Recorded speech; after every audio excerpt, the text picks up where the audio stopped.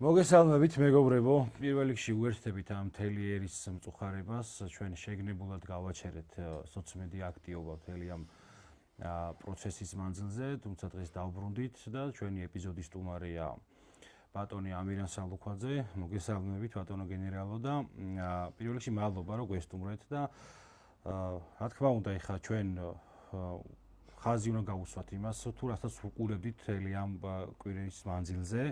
და უყურებდით პირველ რიგში ის რომ ეპოქა დასრულდა დიდი, რა თქმა უნდა, როგორც იტყვია, როგორც თქვენს მრავალჯერ და ალბათ ერთ-ერთი სწორი შეშეფასება იყო მთელი ამ პროცესის, თუმცა დავინახეთ აი ბოლო წლებში ალბათ ყველაზე დიდი ერთობის დემონსტრაცია ქართველი ერისა, როგორც სიმბოლო იმისა, თუ სად დგას რა ღირებულებების ირგვლივ ერთიანდება ერი ნებაყოფლობით და არა რაღაცა მაქინაციით, იმიტომ რომ ამ პროცესში არა ბევრს შეიძლება ქონდა ცდილობა იმისი, რომ მთელი ეს პროცესი თავს მოხვეულად წარმოეჩინა და იყო საუბრები, რომ აი, ოდესაც პოლიციელები მივიდნენ პანაშვიდზე, ოდესაც ექიმები მივიდნენ პანაშვიდზე, რომ თითქოს ეს სახელმწიფო რესურსით დაორგანიზებული და აი ეცადნენ, რომ ამ კუთხითაც შემოევლოთ ამ პროცესის. თუმცა ჩვენ ვნახეთ რიგები, საათობით რიგები, ვნახეთ ბავშვები, მოხუცები, ახალგაზრდები 24 საათის მანძილზე ეს უწყვეტად მიედინებოდა მართლაც რომ ხალხი ზიმდინარე და ერთიანდებოდა ალბათ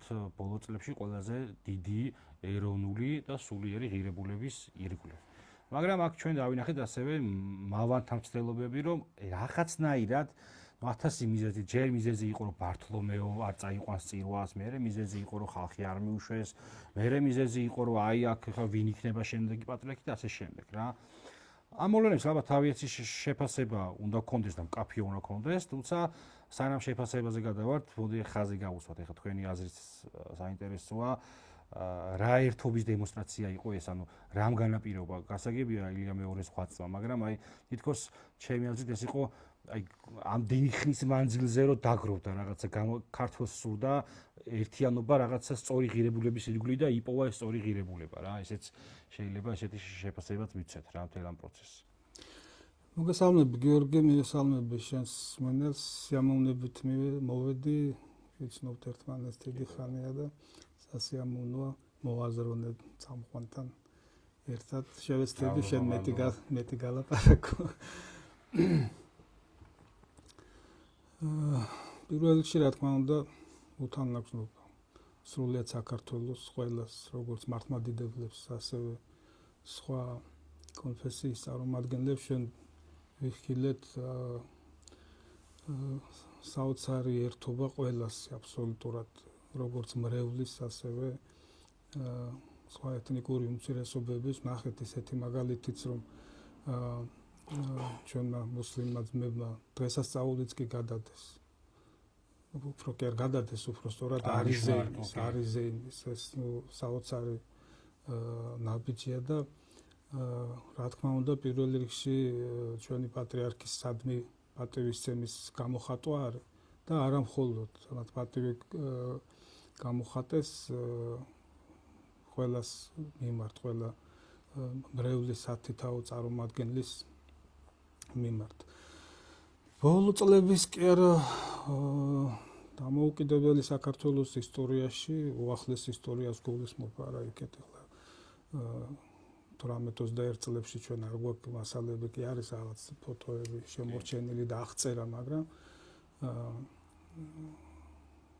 უახლეს ისტორიაში მსგავსი რაოდენობა ხალხის არ ყოფილა არასდროს, არც 9 აპრილს. აქ თან არ უნდა შევხედოთ რაღაც დროის კონკრეტულ მონაკვეთში ხალხის რაოდენობას, ეს ხალხი იცვლებოდა უწყვეტი ნაკადით, ეს წარმოუდგენელი იყო მთელი 5 დღის განმავლობაში. და რამ გამოიწვია შენ სწორად აღნიშნე, რა თქმა უნდა, ერთი მხრივ არის ეს ილია მეორის მთელი მოღვაწეობის, ნახევარსაუკუნოვანი მოღვაწეობის გამოძახილი. ეს ხო გროვდებოდა წლების განმავლობაში. ახლა მე საკმაო ასაკის ვარ, ანუ რაც დავასახელებ +10, ესე იგი მოღვაწეობა რომ დაიწყო, ვიყავით 11 წელს. რა თქმა უნდა, საბჭოთა პერიოდში ამას ჩვენ ახლა ვერ აღვიქვამდით.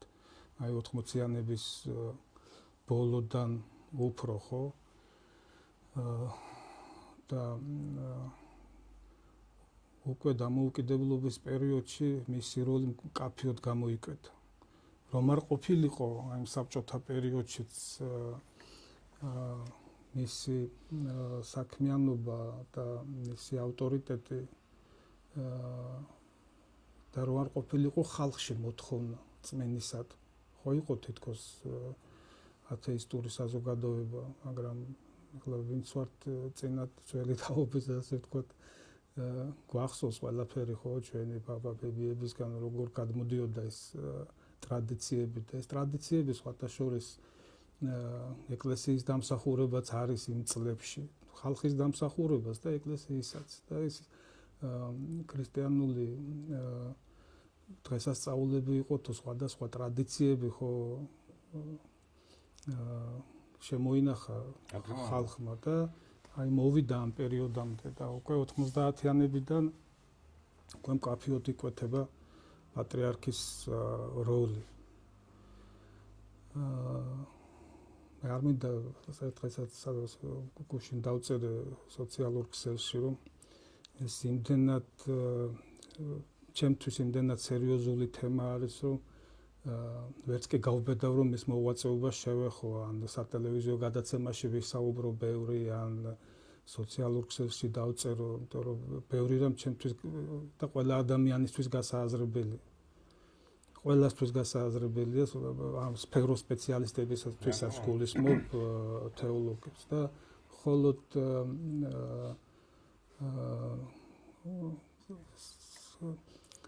საეკლესიო კუთხით და სარწმუნოების კუთხით არ არის გასააზრებელი. მისი როლი იყო აბსოლუტურად ყველა სფეროში. ხომ კი ბატონო პოლიტიკაში ეკლესია არ ერევა, მაგრამ ავტორიტეტი, მისი მოსაზრებები, მისი დარიგებები, აი რომ მოუყვეთ მთელი ამ ათწლეულების განმავლობაში სფერო არ არსებობს, რომელსაც ის არ შეხებია და რაღაც კვალი არ დაუტოვებია. აი ეს დაგროვდა ეს ყველაფერი, ხო აი ანალოგური გამოთქმა ხო ხალხი ბრძენიაო და აი ხალხმა აჩვენა ზუსტად სიბრძნე ამ ერთობით. ხალხში იყო მეხსიერებაში ეს ყველაფერი ნამცეც ესე ყოველ დღიურობაში დაგროვილი და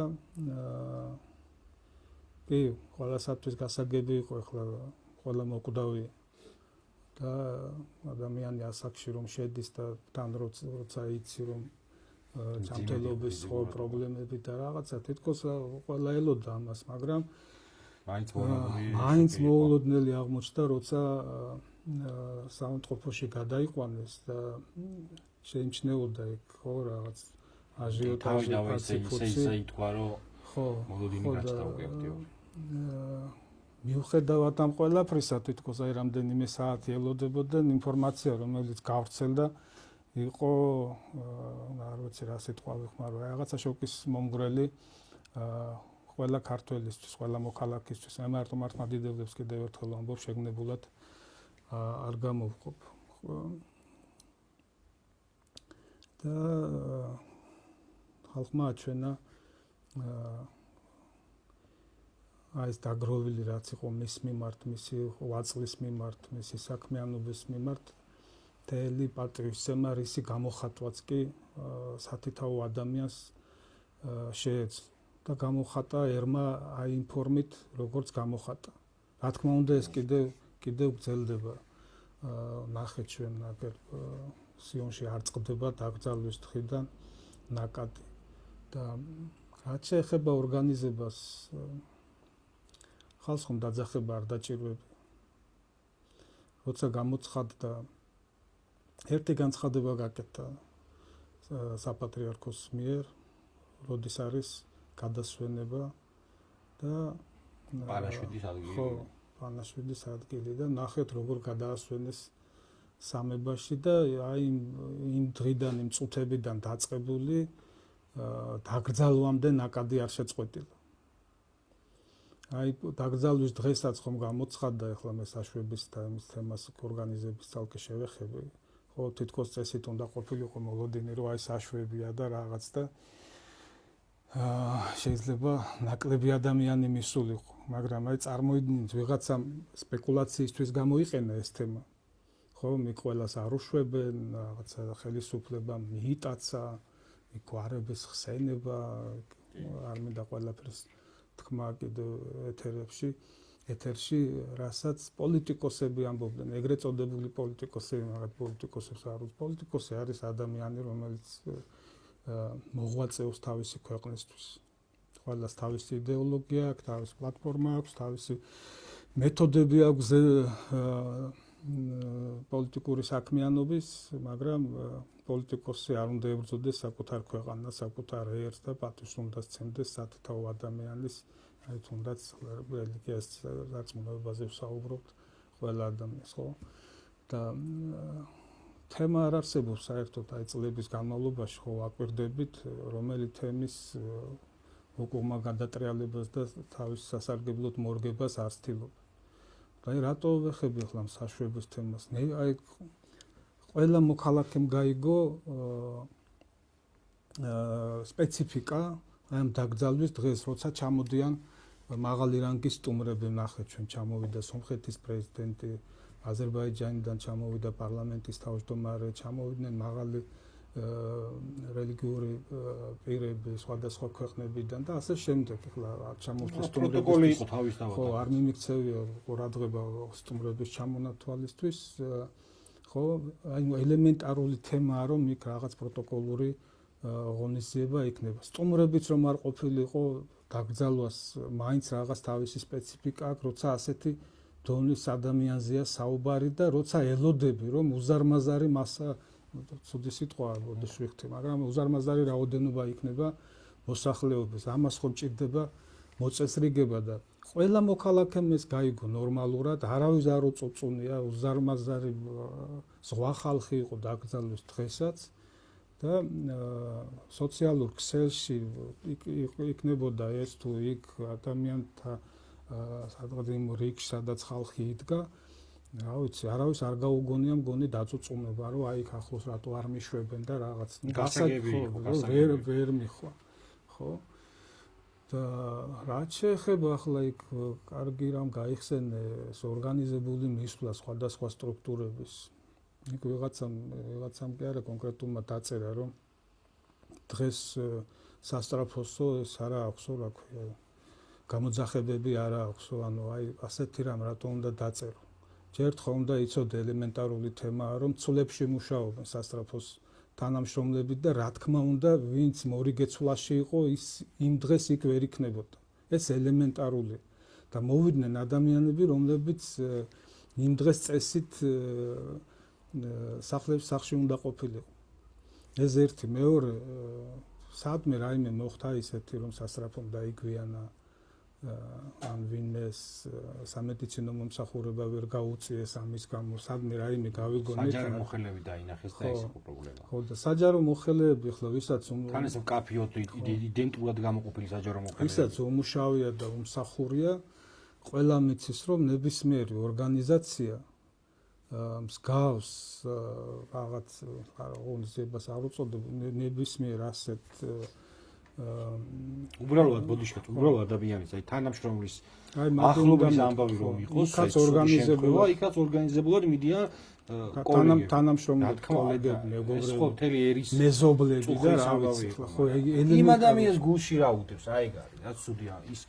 ზიხარ, ბოდიში, ზიხარ და ბუღმიდან ვერ ჩერდები, რომ რაღაცას შირქი მიაცხო და აქ იმაზე კი არა, ჩვენ ზუსტად ვიცოდით ეხლა, ნუ ცდელობა იმისი, რომ იცი რა, ვითომ ამ ხებსაც უყვარდათ პატრიარქი, როგორ ეხლა რაც აქამდე ვუყურებდით ეთერებში ამ ადამიანების ნამოქმედარს, ამ ადამიანების სიტყვებს, არც ერთ მათგანში არ იყო ჩვენ წლების მანძილზე ვისმენდით ზიზღს, ვისმენდით შეურაცხყოფას, ვისმენდით რაღაცა ბრალდებებს, უსაფუძვლო ბრალდებებს, რომ შენ პრორუსი ხარ, იმიტომ რომ ამერიკის დროშა არ გიჭირავს და შენ რაღაცა პუტინის აგენტები და მონები და დაადანაშაულეს ის რომ მოკლედ ახლა არ მინდა სახელი გავიხსენო, ერთ-ერთი ჟურნალისტი როდესაც გარდაიცვალა, ნუ ის სიკვდილში დაადანაშაულეს, რომ უშუალოდ საპატრიარქოა მისის და მოკლედ ბევრი და მათ შორის კიდევ ეხლა ჩვენ პეტრე ცავას შემთხვევაც გვახსოვს, ხო, როგორი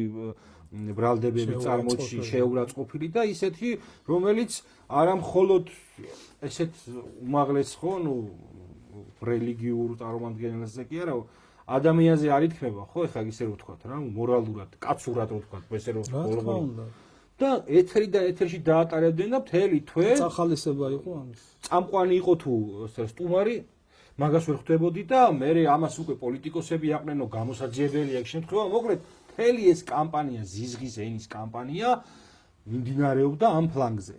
და ბოლოს აღმოჩნდა, რომ იცი რა, ჩვენ რატო ვერ მივედით დაკრძალვაზე, სიტყვით რატო ვერ გამოვედით და შეეძლო, მასა შეეძლო, მისულიყო ჩვეულებრივი პანაშვილი. ახსნათ მაგას თავისი. გავიხსენოთ ქრონოლოგია აი წუთებიდან, როცა გავცელდა ინფორმაცია, რომ პატრიარქი საავადმყოფოში გადაიყვანეს და მიხვდა ყველა, რომ რაღაც ცუდი ხდებოდა. და რა ჟრეამული ატყდა სოციალურ ქსელში. კი, იმ ბაბლში, იმ საზოგადოებაში. იქ ბაბსთან ქვემოთ არის საკმაოდ ისეთი ცნობად ხალხზეა საუბარი. ჩვენ ხო ახლა არ ვკითხულობთ მონიტორინგს, ახლა მე პირადად სოციალურ ქსელში რო ვიყურებ, ვინც ხავს გამომწერი.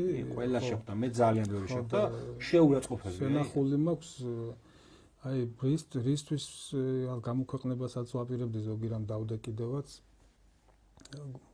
ერთორჯერ გადავიკითხე რისთვის, ეცი რომ სწორად აღვიქვამთ თუ არა რაც ხდებოდა იქედან, რა ეს ქრონოლოგია კიდევ ერთხელ რომ გამიაზრებინა, განსაკუთრებით ახლა გუშინ როცა ამ თემაზე დავწერე სოციალურ ქსელში ცოტა ვრცლად გამოვიდა. წახალისებული იყო ეს აი ეს სიძულვილის ენა. იმიტომ რომ ამას აკეთებდნენ ცნობადი ადამიანები, ხდებოდა ამ პოსტების გადაზიარება და საკმაოდ გვიან მიხვდნენ საჩეტოპეს. და განსაკუთრებით მოხვდათ, როცა დაინახეს ზღვა ხალხი გადასვენების დროს. აი მაშინ დაიწყეს, მაშინ მიხვდნენ, რომ ეს მათთვის არის პოლიტიკურად საზიანი. და აი ეს როცა დაიწყეს, რომ ხელისუფლება იტაცებს და რაღაც გაპოლიტიზება დაიწყეს თვითონ. ვერ იპოვეთ ვერ სოციალურ ქსელში, ვერც მედიაში, ვერსად ერთ განცხადებასაც კი ხელისუფლების წარმომადგენლების მხრიდან. ახლა არ მოეწონებათ ზოგიერთ მსმენელს შეიძლება ასე რომ საუბრობ ხელისუფლებაზე, მაგრამ მონახონ აბა ერთი განცხადება მაინც. გარდა საორგანიზაციო საკითხებზეც კი არ გამოსულა ხელისუფლება. და შემდეგ დაიწყეს რაღაც გამონახვა დადანაშაულება იმაში, რომ ხელისუფლება აკეთებს ორგანიზებას, აი როცა შენ რო გაიხსენე ორგანიზაციების მისვლა, ერთი კიდევ ერთხელ აქაც გავიმეორებ ამ ნაწილში, რომ ორგანიზაციების მისვლა ჩვეულებრივი თემაა, დაკრძალვაზე იქნება თუ რაღაც მსგავსი ორგანიზაციები. საკეითოთაც ორგანიზებულად გადიან ყველგან დაკრძალვაზე მით უმეტეს, ხო? და როცა ასეთი მასშტაბის ადამიანის პანაშვიდებია და შემდეგ დაკრძალვა, როცა ზუსტი ციფრი არავინ იცის, მაგრამ 1,500,000 ადამიანი გამოვიდა ქუჩაში ამ დღეებში. ჯამში რო აიღო. მე ვისაც ვიცნობ, ყველა მივიდა. ჩემს რიგლივსაც ვიცნობ, მე ეს დიდი წარმოიდგინე ხლა ეს უზარმაზარი ნაკადი რამდენიმე მხრიდან იყო ხო სამებისკენ, ავლაბრის მეტროდან სამებამდე ორი გზა მიდის. დაახლოებით 600-დან 700 მეტრამდეა, 700 მეტრი იქნება ალბათ თვითონ სამებამდე. აი ეს იყო მთლიანად გაჭედილი ერთი მხარეც მეორე, ზემოთა მხრიდანაც მოდიოდა. და ეს ნაკადი მოძრაობდა მუდმივად, ხო? ამას ხო ორგანიზება სჭირდება. ეს ვის უნდა გაეკეთებია? საპატრიარქოს უნდა გაეკეთებია ამის ორგანიზება. ეხლა აი როგორ წარმოუდგენია ეს პოლიტიკაში მყოფ ადამიანს. პრეტენზია რო აქვს, რომ ხელისუფლებაში მოვიდეს. ამიტომ ვარ წინააღმდეგი აი ესეთი ადამიანების მიმართ, რომ ხელისუფლების შეცვლა პრობლემა კი არ არის. მე უამრავი მაღალი რანგის პოლიტიკოსისთვის, ვინც ხელისუფლებაშია დღეს, მithქვამს, რომ ნებისმიერი პარტია უნდა იყოს მზად იმისთვის, რომ წააგოს არჩევნები, არ უნდა ჩამოიშალოს პარტია, გადავიდეს ოპოზიციაში, გააგრძელოს პოლიტიკური ბრძოლა და იბრძოლოს ხელისუფლებისთვის ხელახლა. ამას ეს უნდა დავინახოთ ჩვენ. ნაცმოძრაობა რო არ ჩამოიშალა, ეს კარგი ფაქტია. მაგრამ წარსულს რო ვერ იაზრებენ და ვარესი განწყობებით რომ აპირებენ რევანშს, შურის ძიებით და ხან ვითომ რომ არ აპირებენ შურისძიებას და ამბობენ არავის არ მოვკლავთ, არავის არ დავიჭერთ, მე ხან ამბობენ მარტო იმად დავიჭერთ. გუშინ გვარამიამ ბიძინა ივანიშვილის მისამართით გააჟღერა, მისი სიკვდილის საკითხი არ დგას. ხელისუფლებაში ჯერ არ არის. ანუ სიტყვების ის წარმოიდგინე რა სიტყვებს იყენებს. მისი სიკვდილის საკითხი არ დგას. გვარამია ისიც თქვა, ხო, მე არ შემიშვესო და გვარამია იყო. რატომ უნდა შევეს გავიხსენებ, ვინც მაგინებელი იყო, ერთ-ერთი ეგ იყო. ჯერ ასინდისით უნდა მისულიყვნენ ზოგიერთები, ვისაც საშვის ის ქონდა, რა ქვია, საშთან დაკავშირებით პრეტენზია. აი რასინდისით ზუსტად მაგის გამო. აი ნუ გვარამია ხო საერთოდ მის რო ყავდა ესა კოლეგა ერთად რო ილანძღებოდნენ და ფქვის რო აყრიდნენ ერთმანეთს და რაები აქვს ნაკეთები. ეს ხო მარტო პატრიარქს ხო არ აყენებდნენ შეურაცხყოფას, აი ღირებულებებს დაუბრუნდები ახლა რითაც დაიწყეს ხო მარტო პატრიარქ სხვათა შორის იქ დოროთემ თქვა რაღაც შენდობა არ იცოდაო და იქ ვიღაცები იცავენ რომ იქ თითქოს კონტექსტიდან იყოს ამოღებული და აი ვინც ეკლესიის წინააღმდეგ იბრძოდა იმას არინდობდაო თორე დანარჩენსო კი რაღაც ეხმარება ხალხი პოზიციის დაცვაში თუ ვინმე მიცოდა შენდობა და პატიება დედამიწის ზურგზე ალბათ ერთ-ერთი უამრავი ასეთი, მაგრამ ერთ-ერთი პატრიარქიც იყო და ჩვენს ქვეყანაში ხომ განსაკუთრებით. და პატრიარქმა ამათ ეს დიდი ხანი აპატია, მაგრამ ესენი შეურაცხყოფას აყენებდნენ აი იმ ადამიანებს ქუჩაში, ვინც იდგა დღეს ამ დღეებში უпростоრად საათობის განმავლობაში მე ვიცი უამრავი ადამიანი, რომელიც 7-დან 12 საათამდეა ჩემი ნაცნობი ბევრი იდგა 7-დან 12 საათამდე. ვისაც ვესაუბრე 7 საათზე ნაკლები არავინ არ იდგა. აი ამ ხალხს აყენებდნენ შეურაცხყოფას და რატომ იდგა ეს ხალხი ქუჩაში? აი ერთ-ერთმა ახლა ისეთ პოლიტიკაში მყოფია და პრეტენზიები აქვს. რაღაც ფორმულა მოუნახა იმ ადამიანების ნაწილს, ანუ იყო ვიღაც თურმე გულწრფელი და იყო ნაწილი, რომლებიც ცდილობდნენ რომ არა, ნუ აი რაღაც ისეთი რო ხდება თურმე რომ აი მის ნაწილი უნდა რომ გახდეს და რაღაც ვირუსული ის მოედო თურმე ხალხს და ამდენი ხალხი მაგიტომ იყო თორემ ისე ალბათ ეთყობა ნაკლები იქნებოდა და იქ კიდე რაღაც კატეგორიებს შეყავს ანუ აი უკვე ჩანს ახლა ასეთ ბლოგებს რო წერენ გუშინ დღეს უკვე ჩანს რო ცდილობენ ახლა ამას რაიმე ახსნა მოუნახონ ნუ ახსნა კი იციან უბრალოდ რაღაც გასაღების მონახვა უნდათ როგორ დაიწყონ ახლა ამ მასასთან ბრძოლა და ისევ როგორ დაუბრუნდნენ ეკლესიის ნგრევას ასე პირდაპირ დავარქმევთ. სხვათა შორის აი ეკლესიას რაც ეხება გვახსოვს ხო როგორ ყოფდნენ საპატრიარქოს და ეკლესიას. ჩვენ ეკლესიას არ ვებრძვითო, ვებრძვით საპატრიარქოს. და საპატრიარქოს სათავეში ვინ არის? პატრიარქი არ არის. პატრიარქს არ ებრძოდნენ. საპატრიარქოს არ ებრძოდნენ.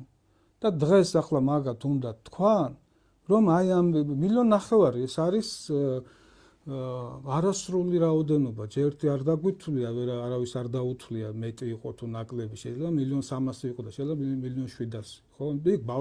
იქ ბავშვებით იყო ხალხი, ის ხრებზე ყავდათ პატარა ჩვილი ბავშვები, ახლა ისინი შეიძლება კი არა მეწილად ის პატარა ბავშვები აზი არ არიან, არ იყვნენ ისთვის იყვნენ იქ. მაგრამ ხო მშობლებმა ხო მაგრამ ის სათვალავშია სხვათა შორის ის პატარა ბავშვებიც მაგრამ მაგას დავამებოთ მაგირებულებით გაიზრდება უამრავი ადამიანი იყო რომელიც გულით იქ იყო რა თქმა უნდა ზოგი მუშაობდა ზოგი სხვა ქალაქშია ვერ ჩამოვიდა და ასე შემდეგ ზოგი ეკლესიებში მივიდა კვირა დღეს ხო და საპატრიარქოს როცა ებრძოდნენ ანუ უყურე იმ მთელი ამ წლების განმავლობაში როცა ასე გაყვეს, რატო გაყვეს? ეკლესიას არ ვებრძვითო, დაინახეს ძალა, მაშინაც იყო ეს ყოველთვის იყო რაღაცა ყოველთვის ხდებოდა, როცა ხედავდნენ, ხან 17 მაისი იყო, ხან რაღაც დღესასწაული იყო, ხან რა იყო და ხან რა. ხედავდნენ რომ ეკლესიასთან დაჯახება არის აი კედელს რო თავი ურტყა, კლდეს რო შეასყდეს. ამიტომ დაიწყეს გაყოფა. გამიგეთ არა ღირებუყურე გაყოფა დაიწყეს რომ იქ ჯიპები რაღაცა სიმდიდრე არავინ არ დადის ეკლესიაში კონკრეტულად მამაოს ვინმეს მღვდელმსახურის გამო. თუმცა ძალიან დიდი მნიშვნელობა აქვს კონკრეტულ მღვდელმსახურებს, უამრავი ავტორიტეტიანი ადამიანი ვიცით, ხო? და ჩვენც ვხედავთ, ვინც ვართ მრევლი, ნაყს თვითონაც იციან. მაგრამ იქ ადამიანები არიან, მოკვდავი ხალხია. ჩვეულებრივი მოკვდავი ხალხია, რომლებიც მსახურობენ ეკლესიაში და ემსახურებიან ეკლესიას და მართლმადიდებლობას. ხო, ჩვენ მაგისტვის არ დავდივართ და არ ვეძებთ იქ რაღაც მინუსებს და არც ვესაუბრებთ მაგ თემაზე. ესეთი რიტორიკა რო შეხედე მამაოს, რომელსაც ამდენი ესეთი ღირებულების ჯიპი ყავს, ბიზნესი აქვს. ესეთი რიტორიკა სულ ეს როგორი რიტორიკა შენ ამის გწამს, ეს არის შენი ღირებულება. და მის რატო უნდა მწამდეს მე მამაოს? ანუ ეს ის კი არ არის რომ მეც არ მომწონს და მეც მორწმუნე, მეც შენიანი ვარ. ეს განცდა არ არის. ეს არის შენი დადანაშაულება, ეს დუმარე უმრავლესობას, აი ამ ქართულ უმრავლესობას, რომელიც ღირებულების ირგვლივ გამოშეშდა იგი გაერთიანდა. მისი მცდელობა რომ აი შენის ის გწამს, შენი მორალი და შენი ყველაფერი ეს ღირებულება არის აბსურდი. მაგის დანგრევა, მაგის ჩამონგრევა. ხო, ეს არის, ანუ როცა ეს არის ერთ-ერთი მონაკვეთი, ის გწამს სახედე როგორ დადის ფულიანი. ხო, ეკლესიასთან ბრძოლის მეთოდი, ანუ აირჩიეს ესეთი ხრიკი მონახეს, რომ მოდი მთლიანად ამ კლდეს ჩვენ ვერ დავეჯახებით, ამიტომ დავარტყათ და ვურტყათ მუდმივად საპატრიარქოს, რომელიც თითქოს არის რაღაც საორგანიზაციო წარმონაქმნი, ანუ ბიუროკრატიული, აი ასე წარმოაჩენდნენ ეს ხო ახლა ხო არ ვიგონებ არაფერს არა, უამრავი პოსტებია და გადაცემები და YouTube-ზე ჟურნალისტები და გამოძიებები და მთელი ამბები. ეს არის ბიუროკრატიული წარმონაქმნი, ეს არ ჭირდება, გამიგე? ღმერთთან არ ჭირდება ჩვენ ისა მე თვითონ ხო და ეს სტრატეგია აირჩიეს, ანუ როცა ურტყამენ რაღაც სუსტ წერტილებს, ხო, იქ ურტყამენ საპატრიარქოს, შენში აჩენენ ბზარს წვენს, გამიგე, ამ გზით ზვიან სათითაო წარმომადგენელს მრევლის და ამით ანგრევენ ეკლესიას. ეს იგივეა ფუნდამენტში, რომ შენობას რო ფუნდამენტის გამოთხრა დაუწყო და ფუნდამენტში ურტყა. და ზუსტად ეს არის. და ეს ხალხი, რომელიც ამას აკეთებდა წლების განმავლობაში, უცებ მოგვევლინა რაღაც განაწყენებულ პოზაში, რომ აი როგორ არ შეგვიშვეს, ხო მიიტაცეს და მოდი სხვაგვარად დავსვათ კითხვა ახლა, ვინც ეს გაახმოვანა განსაკუთრებით ნაციონალური მოძრაობის სამჟამინდელი თავმჯდომარე და სხვა.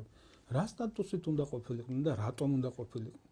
ჯერ იმ წარსულით, რასაც ეკლესიას ნამდვილად გაკეთებდნენ და მეორე უბრალოდ ავიღოთ დღეს, ხო, ვინ არის? პარლამენტში არიან წარმოდგენილი? არა, ხო? 270 პარტია მგონი საქართველოში. მარტო 270 თავმჯდომარე რო მიეწვიათ, იქ ანუ ვინც პარლამენტში არ არის, ყველა უნდა მიეწვიათ მაშინ. პოლიტიკური პარტიის თავმჯდომარე და რა ვიცი, ლიდერები. ხო? მარტო ეს ხალხი იქნებოდა საკმარისი, რომ იქ შევსებულიყო ის ნაწილი, სადაც სტუმრები დგებიან. უпростоრად ვერ დაეტევოდნენ ესენი. რა სტატუსით უნდა ყოფილიყვნენ? ან რა ნამუსით, ან რა სტატუსით. ნუ ესმის ნაცმოძრაობა ხელისუფლებაში იყო. ეს ერთი, მეორე. ქვეყნის გარეთ დარბიან, დასანქცირებას ითხოვენ, ხელისუფლებას არ ცნობენ, ეგრეთ წოდებულს უწოდებენ. საშვებს ითხოვენ ამ ხელისუფლებისგან. წარმოუდგენელი რაღაც ესეთი აი უტიფრობა არ გცნობ და შენგან რაღაცას ვითხოვ. აქ კიდე ერთი ის არის რა მომენტი, აი მე გაგრძელდა, როდესაც ერალი ხოშტარიას მიუსაჯეს თავისი განაჩენი და მერეც გაგრძელდა, შევხვდა ერთი ვიდეო, მაშინ რა მიკროავტობუსში არის ერთ-ერთი ბიჭი და მოკლედ აი თქვენ აი იგივე რიტორიკა, აი თქვენ რო ქრისტეზე და რელიგიაზე საუბრობთ, ამ დროს 4 შვილის დედას მიუსაჯეს რაღაცა კონკრეტული სასჯელი და ხმა არ მოგიღიღიათ და იქ ესეთი ფრაზას ამბობს, რომ მეო კონკრეტულად კი ამ ხელისუფლებაზე კი გასაგებია, მაგრამ აი ამ დუმარე უმრავლესობაზე ვარ გაბრაზებული, ან თქვენს ფარისევლურ რწმენაზეო და ბიჭო, ესე რო ვთქვათ რა, ყველაფერი მიგინე, ეკლესია მიგინე. ვიღაცა მამაოს შეუულობდა კორუფციაში იყო გასაგებია, მაგრამ ამ ფორმები ხო არსებობს, შენ პირდაპირ რწმენაზე აპელირებით გააკეთე. რწმენა მიგინე, ეკლესია მიგინე, პატრიარქი მიგინე. ღვინოში და ბორჯომში რაც ჩემი ეროვნული სასმელი იყო შევაწყვეტა მიაყენე. ტრადიცია შენ არ გინდა. ჩემი მორალი შენ არ მოგწონს. ჩემიანად თავს არ გზნობდა, არა მაქვს ემპათია. არავის ვის მოეწონება ეხლა 4 შვილი, ვინც არ უნდა იყოს 4 შვილი ზედა რომ ციხეში ჩავიდეთ, ქართველი კაცის იმაში არ არის ეს რა. მისი წარსული რაც არ უნდა იყოს, მაგრამ ემპათია ჩემი არა გაქვს. მე რომ პატრიარქი გარდამეცვალა, ღილცინი დაიწყე და შენ მე ამ დუმარე უმრავლესობას თხოვ, რომ შენი ემპათია მქონდეს, დაანებე ამას ყველაფერს თავი და ნახავ მე როგორი ესე იგი რეაქციული იქნება საზოგადოება, მაგრამ როდესაც შენ მონოპოლია მოახდინე პროტესტისა და მთელი პროტესტი ჩაიგდე ამ ღირებულების ქვეშ, სადაც ეროვნული ნიშის გატარება მე მიჭირს, უკვე ემპათია იკარგება და მე ვცდილობ დუმარე პოზა შევინარჩუნო. ამათ ხო საერთოდ მაგარი უნარი აქვთ, რომ ყველაფერს რაღაც სახელი მოუნახო. პიჯაკების საქმე. ბევრია კიდე ჩამოწერილი. ღობის საქმე, ღობის ესაო, რა ქვია, რეზიდენციის საქმე. ღობის საქმე. ამას ხო არც ერთ საზოგადოებაში ამას არ დაარქმევდნენ. არც ერთ ქვეყანაში. პარლამენტში იჭრებოდნენ იმასაც რაღაცა მეორენაირად დაარქვეს ისიც ღობის საქმე. ნიკაველია საქმე. არა, ღობის საქმე იყო ისიც იყო ღობის დაზიანების საქმე.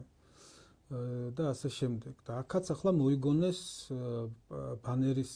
ბანერზე ფლომასტერით რაღაცა დაწერის გამო ზის თურმე ელენე ხოშტარია და მოაწყვეს როგორც იციან რა ტროტუარზე დაჭერა და რაღაცა ხო ამბობენ ხო ისის ტროტუარზე დგომის საქმე ანუ ტროტუარზე დგებიან ბანერებით მეტროსან აჩერებენ ხალხს ხო და ამუნათებენ ხო მოდი ჩვენთან და ეს აიგრძალა ხო გადაკეტვა აიგრძალა ხარ იდექი მაგრამ გადაკეტვა აიგრძალა ხო და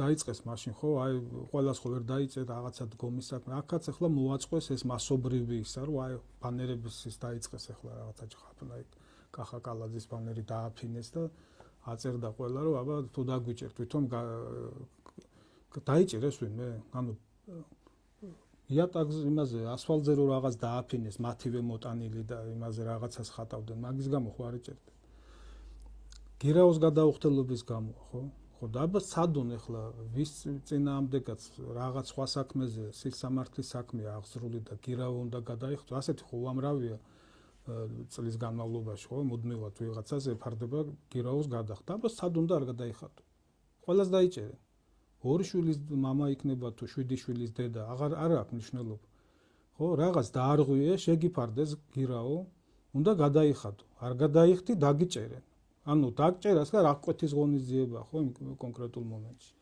და ზუსტად იციან რის გამოც არის რის გამოც მიესაჭა ხო რაღაც დააზიანა უნდა გადაიხადა გირაო არ გადაიხადა დააკავეს და ასე შემდეგ რა დეტალებში არ მინდა შევხედოთ კი ახლა მოდი შევხედოთ რაშვაში აქ ეკლესია რწმენა ხო ანუ პროტესტით რო არ გამოვდივარ მაგიტომ შენს გვერდით რო არ ვდგავარ პროტესტში და რატომ უნდა ვიტყვი ანუ მოიყვეთ ამ პროტესტის ანატომიაში რასა პროტესტებენ დაიწყო არჩევნებით ნუ პროტესტები მანამდეც ყოფილა მაგრამ ამ ტალღას ვიძახთ ხო თითიდან გამოწოვილი რაღაცა გაჟონვა მოიგონეს მესამე დღეს ხო ჯერ არ იცოდენ რა თქვა პირველ და მეორე ადგილს შორის 800,000 ხმაროა თუ მეტი სხვაობა ნუ ხონდა მივხვდე რომ წაგებული გაქვს არჩევნები აი ყველაფერს რო თავი დაანებო 300,000 ხმა ასე მარტივად კი არა საერთოდ ვერ ყავ აი ვინც ჩახედული იყო ოდნავ არჩევნებში 90-იანებში რომ არჩევნები ტარდებოდა და სააკაშვილის დროსაც ურნებს რო იტაცებდნენ პირდაპირ ნიღბებიანი და იარაღიანი ხალხი ანუ გამოდის ის უკეთესი არჩევნები იყო მაგრამ მაშინაც ვერ ყავდებოდა ესე 20% და 15% არა ესე მარტივად კი არა გაყალბება არის შეუძლებელი წარმოუდგენელია და აქ მიდიხარ ბიულეტენი შეგაქვს მონიტორი ყველაფერს გიჩვენებს დამთავრდა 8 საათზე ღილაკს დააჭირეს და როგორც ქვითარს რომ მოგირტყამენ მე მაშინ მარკეტში ისე 9 საათში გაქვს ყველაფერი გამზადებული სადაც კი გადაითვალა ხო ყველაფერი დაჯდა ციფრები რა 100,000-ებზე რა სპეცოპერაციაზე ლაპარაკობენ და მესამე დღეს იპოვეს რომ რაღაცა მელანმა გაჟონა რომელიც რავი არავინ არ იცოდა რომ გაჟონავდა და გაჟონა და ეგეც ხმამისა ხო მე ვიცოდი რომ ეხლა გაჟონა ესეთი ის რაღაცა იმიტომ მოგცეს ხო ჩადე რომ ნორმალურად უნდა ჩადო ხო და ნორმალურად ინსტრუქტორს უტარებდნენ სათითაოდ და თვეების განმავლობაში გადიოდა თვითონ აკეთებდა მაგის რეკლამას კიდე რომ ეს მე რომ მივედი კარგია ხმის მისაცემად რომ მივედი მე ხო არ ვიცოდი რომ გაჟონავდა ანუ ეს უყურე რა მომენტია ხო არის იყო ადრე სურათი გადაუღე გამოიტანე და რაღაც უნდა იყოს ისეთი რომელიც მე დამაყენებს ეჭვის ქვეშ ჩემში ეჭვს გამოიწვევს რომ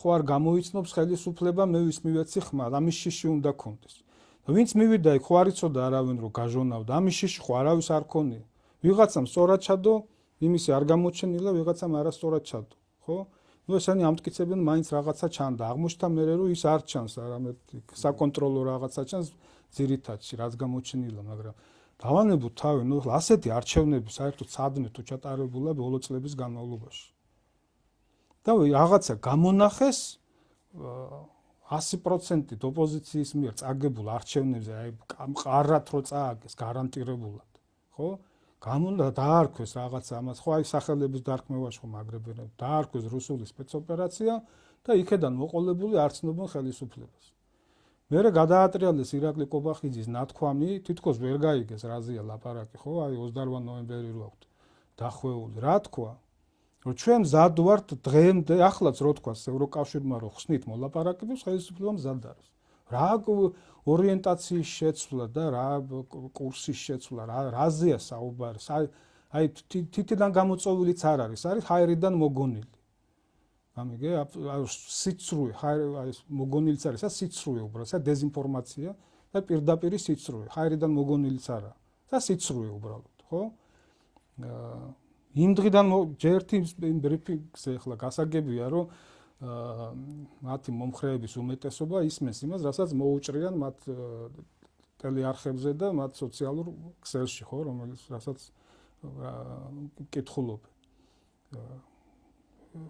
ხონდა გეყოს ადამიანს რაღაც იმის უნარი რომ აიღო და ნახოს სრული ბრიფინგი და გამოიტანო დასკვნა და მიხვდე შენ თუ მართლა ევროკავშირი გინდა და ევროინტეგრაცია გინდა მოისმინე რომ ქვეყნის პრემიერ-მინისტრი ზვარი არ უთქვამს ევროინტეგრაციას თქვა რომ ამ საკითხის პოლიტიკურად გამოყენების საშუალებას როგორც ბერკეტს რომ შენ ყოველ 5-6 თვეში როგორც კანდიდატის სტატუსი იყო მელაპარაკო რომ გამიხსნი თუ არ გამიხსნი ჩვენ აღარ ვაყენებთ ამ საკითხს რომ ეს აღარ იყოს აქ მუდმივად აქციებისაგან აი ეს იყო ეს თქვა თუ თქვენ გადაწყვეტ ჩვენ რომ ეს ევრობიუროკრატია მე როგორ გამოეხმაურა ამ პროტესტს როგორ დღემდე როგორ ასაზრდოებენ კალასები და ფორდელაიანები და მისი მომხრეები აი ეს არის პროტესტი უყურე რატო დავიწყე ახლა ამის ცოტა გამიგრძელდა ანუ ერთი თემა არჩევნები იყო მეორე თემა ეს ბრიფინგი იყო იქედან მოყოლებული მოდის და განან და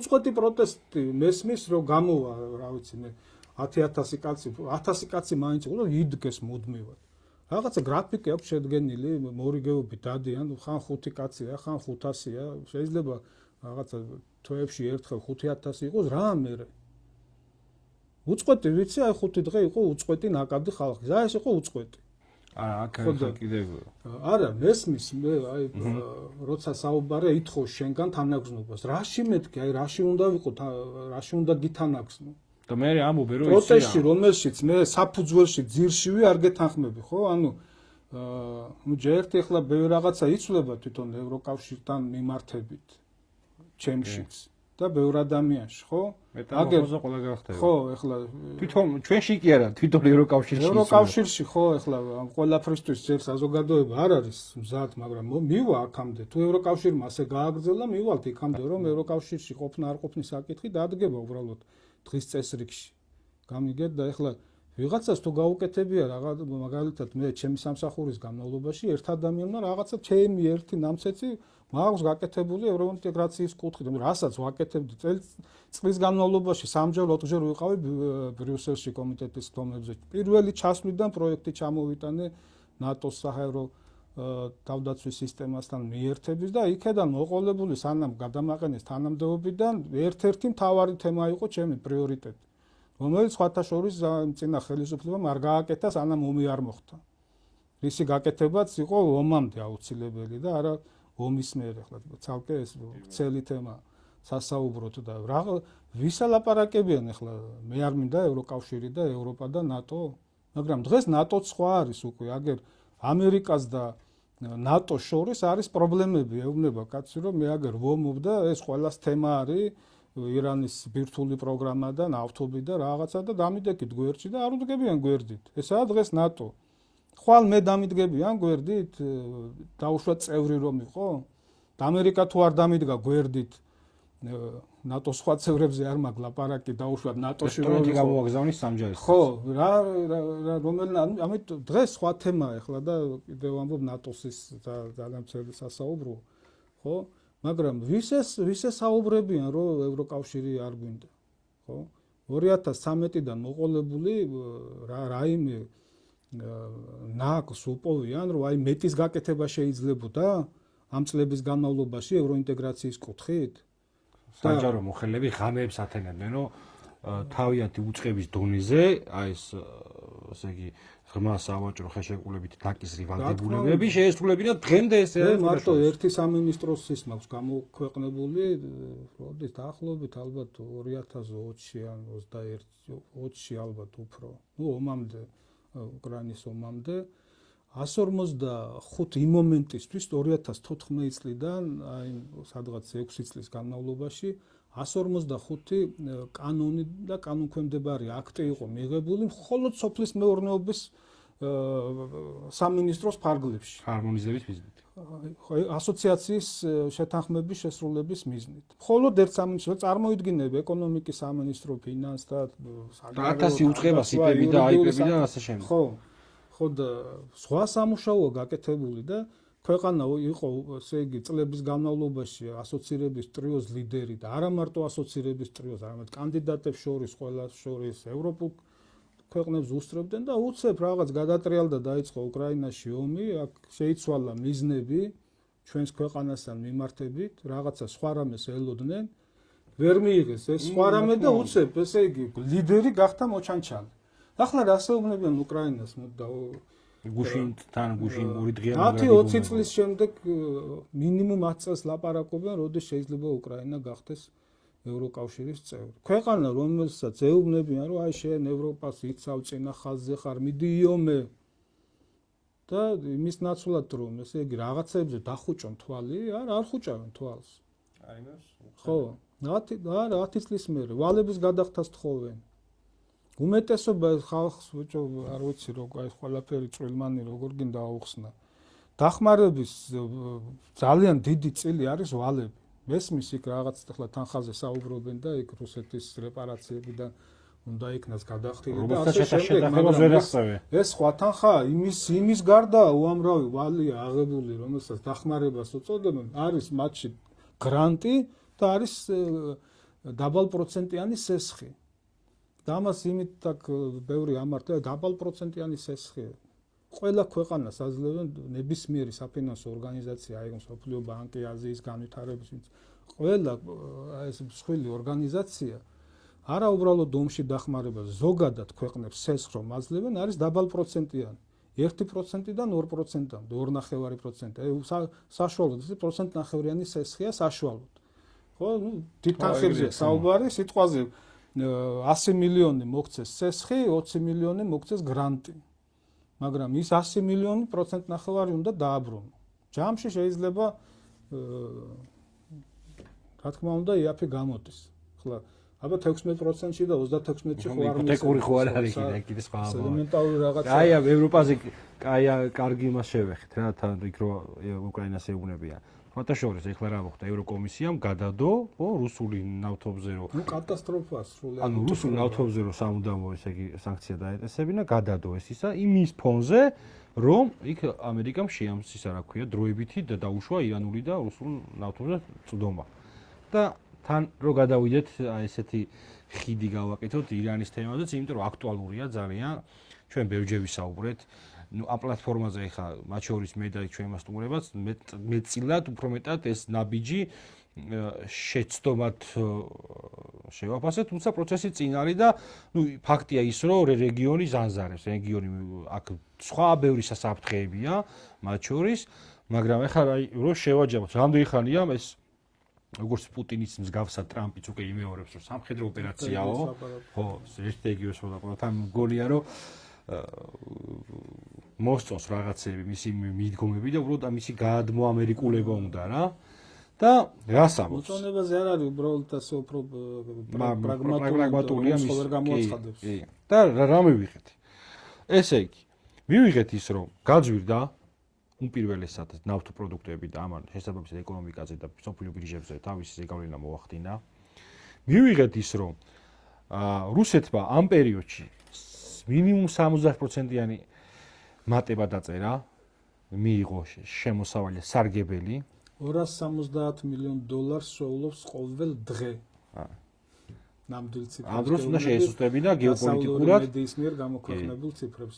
ამ დროს უნდა შეესუსტებინა გეოპოლიტიკურად ეს თეირანი, მოსკოვისა და პეკინის ღერცი, ხო? მივიღეთ ის, რომ ჰორმუზის სრუტეს აკონტროლებს ირანი და ვისაც ირანი დართვებს ახლა ნებას ისინი შედიან. მივიღეთ ის, რომ თუ აქამდე საუბრობდა ტრამპი, რომ ესე იგი ჩემი საზღვაო ქვეითების ჩართვა ეს არ იქნებოდა გონივრულიო. ეხლა უკვე ამისკენ მიექანება და იქ რაღაც და დივიზიებს აგზავნის, რომ გადასხას და მივიღეთ ზარალი, ალბათ რომელზედაც არ საუბრობენ. ხარჯი ერთია, რაც გამოაქვეყნეს. ესე იგი პირველ 12 დღის 30 მილიარდია ამ ეტაპისთვის საუბარი რა. ეს ხარჯია. და აქ არ არის საუბარი ზარალზე. ზარალზე არ საუბრობენ. აი ზარალზე რაზეა საუბარი, ხო? სპარსეთის ყურეში არსებული ეს აი მრავალ მილიარდიანი თავდაცვითი სისტემები რომ ნადგურდება ყოველდღიურად, იქნება გამომდინარე რომ ირანული ბალისტიკური რაკეტები ყოველდღე უფრო ზუსტი ხდება და უფრო ეფექტური. ამაზე არ საუბრობენ. შედეგი რა არის? ეხლა აი ამ მთელი ამ კამპანიის და ბოლოს რაც კიდე ნიშანდობლივი იყო, სიძიპითა შეხვედრა გადაიდო ტრამპისა, ბუნებრივია ხო? აი ეს რაღაცნაირად ისი არის გაჭედილი ახლა ამ კონფლიქტში, რომ იქ ჩასვლა არ იქნებოდა მისთვის ხელსაყრელი ამ მოცემულობით, იმიტომ რომ იქ საქმე არ არის დამთავრებული. და თან საუბრობს რაღაც მოლაპარაკებაზე, რომელზედაც ჩვენ არ გვაქვს რაღაცნაირად სრული ინფორმაცია, იმიტომ რომ ირანული მხარე ამას უარყოფს, რომ აქ არანაირი ჩვენი მხრიდან მოლაპარაკებას არ აქვს არანაირი ადგილი. თუ რაღაც ეჭვების დონეზე შეგვიძლია ვივარაუდოთ, რომ თუ იმე შეიძლება იყოს, ეს ალბათ ეს საგარეო საქმეთა მინისტრი შეიძლება იყოს ჩართული ირანისა, იმიტომ რომ ესეთი ოფიციალური პირი, ვინც ხშირად საუბრობს დასავლეთთან მიმართებაში, ისევ საგარეო საქმეთა მინისტრია. ირანს ჩვევია საერთოდ და ალბათ სხვაებიც ასე მოიქცეოდნენ. შეიძლება სინამდვილეში აწარმოებს კიდეც რაღაც არხებით მოლაპარაკებებს, მაგრამ ამას არ ახმოვანებენ. და არ ახმოვანებენ ერთი მარტივი მიზეზით, რომ ამ ეტაპისთვის ამერიკა და ისრაელი ერთად საკუთარ მიზნებს ჯერჯერობით ვერ აღწევენ. ეხლა ჩინეთში ვიზიტის გადადება ახსენე. გასაგებია, რომ ჩინეთში ტრამპს სურდა გარკვეული შედეგებით ჩასვლა. ამ შედეგებით ვერ ჩადის. და მაშინ რაზე უნდა ელაპარაკოს? უნდა ელაპარაკოს იმაზე, რომ მე ვებრძვი შენს ერთ-ერთ ძირითად სტრატეგიულ პარტნიორს. ხო, პარტნიორს, რომელიც გაწვის ნავთობს და ასე შემდეგ. ერთ-ერთი მთავარი მიმწოდებელი არის, ხო? და ჰორმუზის სრუტე არის სტრატეგიული მარშრუტი ამ ხო დიახ სოფლიოსთვის. არა, ჩინეთზე ვლაპარაკობთ, ხო, ჩინეთის ჩასვლა სოფლიოს თავისთავად. ჩინეთის დამოკიდებულება ჰორმუზის სრუტეზე არის 50%. იმდენივეა დაახლოებით ინდოეთს, გაცილებით მეტია სამხრეთ კორეის და იაპონიის დამოკიდებულება, ხო. ხო და დღეს რომ ჩავიდეს რა უნდა უთხრას, ხო, ანუ გებრძვი და რაზე უნდა ელაპარაკო. ანუ ეს იქნებოდა ჩასვლისთვის და იქნებოდა სხვათა შორის ძალიან ისეთი ხისტი საუბრები იქ. და უნდა ჩასულიყო ალბათ იმ შედეგებით, რომ აი მე ირანი კონტროლზე მაქვს, და მოდი ახლა დავждეთ და ვილაპარაკოთ. ეს ვერ მოხერხ. ეს არ გამოდის, ჯერჯერობით არ გამოდის. მე ახლა შორს ვარ იმ აზრისგან, რომ ამერიკამ თუ მთელი თავისი რესურსები ჩართო ირანი ამას მუდმივად გაუძლებს. ირანს არც დაუმალავს ახლა თავიდანვე თქვეს რომ ნახევარწლიანი ომისთვის არიან საათ ანუ რაღაც გათვლები აქვთ რომ ამერიკის ზეწოლა სამხედრო ზეწოლას გულისხმობ სიტყვას ვიხსენებ რაღაც თვეების განმავლობაში გაუძლება. Так, მეჩვია რავის არეპარება ახლა საბოლოო ჯამში ირანი ომს რომ წააგებს, მაგრამ რის საფასურად მოხდება ეს და არის თუ არა ამერიკა მზად იმისთვის რომ ეს საფასური გაიღოს. და რა იქნება საჭიროდ, ანუ საბოლოო მიზანი რა არის, რა უნდა მოხდეს ახლა. შარშან ომი იყო და მიზანი გამოგვიცხადეს, შედეგიც გვითხრეს, ირანის ბირთვული პროგრამა განადგურებულია. და ასე შემდეგ სარაკეტო პროგრამა და მთელი ამბები. აღმოჩნდა რომ არაფერი არა განადგურებული. ნახეთ, მოისმინეთ ვიტკოფის განცხადება ომამდე რაღაც დღეებით ადრე თუ საათებით ადრე რომ ირანს ბირთვული იარაღის შექმნამდე დარჩენილი აქვს 1 კვირა. და გამახსენდა ეს კოლინ პაუელის სამბოლო. კოლბისაბო. ხო. ნეთანიაჰუ რაღაც 20 წელია ეძახის რომ ირანს დარჩენილი აქვს 2 კვირა და უპირაში არის. ატრიალებენ მუდმივად ახლა მე მესმის ახლა ცალკე ძალიან ვრცელი თემა ისრაელის პრობლემა ისრაელის სახელმწიფოს შექმნის დღიდან ამ პერიოდამდე აწყობამდე და ირან ისრაელის დამოკიდებულება ზოგადად ახლა მოდი ვის უნდა ვთქვათ და ვაღიაროთ რომ ისრაელს აქვს დღეს სახელმწიფოს ქონის უფლება ხო? რა თქმა უნდა. აქ ბევრია მოწინააღმდეგე, მაგრამ ავიწყდებათ რომ საბჭოთა კავშირის შექმნილია და აი ისეთი ადამიანები წინააღმდეგებიან ერთი მხრივ სტალინისტები არიან აქ რაღაცა საბჭოთა პერიოდს მისტირიან, ვიცი ახლა ზოგიერთები ასეთი, მეორე მხრივ ირანს გულშემატკივრობენ იქ რაღაც ანუ ძალიან ბევრი აჭრილი ამ თემაში და რომ დაულაგდეს ადამიანს უნდა მიყვეს ისრაელის ჩამოყალიბებიდან დღემდე რა გაიარა. მე ბევრ ამაში ახლა დღეს როგორც იქცევა და რასაც აკეთებს ისრაელი, რა თქმა უნდა არ ვეთანხმები და რასაც ამერიკა აკეთებს მასთან ერთად. ეს ჩვენზე აისახება, ანუ არაფრად დაგდებენ სხვა ქვეყნების სახელმწიფო საერთაშორისო სამართალი დასრულდა. სამართალს დავანებოთ თავი, ესეც ცელი თემაა ახლა კაიროს რაც დაემართა და განსაკუთრებით გამოიკვეთა რუსეთ-უკრაინის ომის დაწყების ხო და თუმცა მანამდეც ხო მაგრამ მაშინ ფაქტობრივად დავინახეთ რომ ჩამოშლილია ეს აღარ არსებობს ძველი უსაფრთხოების სისტემა არქიტექტურას რასაც ეძახიან რომელიც შეკოწიწებული იყო უამრავი შეთანხმებით ძირითადში რა თქმა უნდა ამერიკა საბჭოთა კავშირის და შემდგომში უკვე რუსეთს შორის ამ შეთანხმებებიდან დარჩენილია ერთი მხოლოდ ბირთვული იარაღის არ გავრცელების შესახებ. დანარჩენი ყველა რაც შეეხებოდა შეიარაღების კონტროლს ყველაფერი გაუქმებული და სხვაგვარად ეს არქიტექტურა არაფერი არ არის. ამ არქიტექტურის ჩონჩხი იყო შეთანხმებები. ჩონჩხი კი არა ფუნდამენტის და კედელის და სახურავის და ყველაფერი დანგრეულია. ხო და მარტო ამას კი არ უგულებელყოფენ. ზოგადად სხვა ქვეყნების ინტერესებს დაწყებული რეგიონის ქვეყნებიდან დამთავრებული საერთოდ ამ მთელ მსოფლიოზე აისახა, ხო? და აისახება ეს არა მხოლოდ უსაფრთხოების საკითხებზე, არამედ ეკონომიკაზე. ყველაფერმა დაიწყო გაძვირება. და ყველა კრიზისი, რომელიც კი ყოფილა, დიდი კრიზისი, ეს იქნებოდა ეკონომიკური ომი, პანდემია, უკრაინის ომი, ახლა ეს ომი, ყველაფერი ურტყამს საბოლოო ჯამში ადამიანის ჯიბეს. ყველაფერი. ნავთობი იყო სადღაც $60 ფარგლებში და დღეს ახლა რუსეთი ტრაბახობს რომ ინდოეთთან შეთანხმებები იდება $121 რუსულ ნავთობზეა საუბარი რომელიც არ არის ყველაზე ხარისხიანი $121 აფორმებს შეთანხმებებს დღეს ინდოეთთან ხო და ხდება უგულებელყოფა მთლიანად მთელი მსოფლიოსი უამრავი გაჭირვებული მილიონობით კი არა ვიცი ასეულობით მილიონი გაჭირვებული და მშიერია დედამიწის ზურგზე და წარმოიდგინე მათზე როგორ აისახება ეს ყველაფერი საბოლოო ჯამში ხო ფასებში გადადის და ეკონომიკაში გადადის უკან ხო არასდროს არ მოდის ეს ყველაფერი ხო მიდის და ვერ ვეწევით ხო და რამდენხანს გაგრძელდება ახლა ეს კიდევ არავინ იცის ახლა შენ ნახსენე ტრამპის განცხადებები სახმელეთო ოპერაციასთან დაკავშირებით და დღეს ყველა ცდილობს ახლა გამოიცნოს. მე საერთოდ ლოგიკა მიყვარს ასეთ საკითხებში, ანუ ლოგიკურად უნდა იმჟელო და არა იმით რომ ახლა ტრამპის გამოცნობა ეს ცალკე ხო, მაგას ვერავინ ადებს მაგას. სისულელია უბრალოდ. ზოგადად გამოცნობა არის. ნუ ისტორიული ლოგიკა და რაღაც პრაგმატული პოლიტიკური მიხვდები ხა როცა ასეთ რამეს იწყებენ, რა უნდა იყოს მიზანი, ანუ შენ უნდა გამოიცნო იმათი მიზნები, რომლებიც ხედან და ამას გეგმავენ. ხო, ვიღაცამ ხომ დაგეგმა დაუშვათ ეს ოპერაცია და რაღაც გათვლები გააკეთეს და ვიღაცამ ხომ დაგეგმა ეს ოპერაცია, ხო, რაღაც მიზნები ჰქონდა დასახული, რაღაც გათვლები იყო, საერთოდ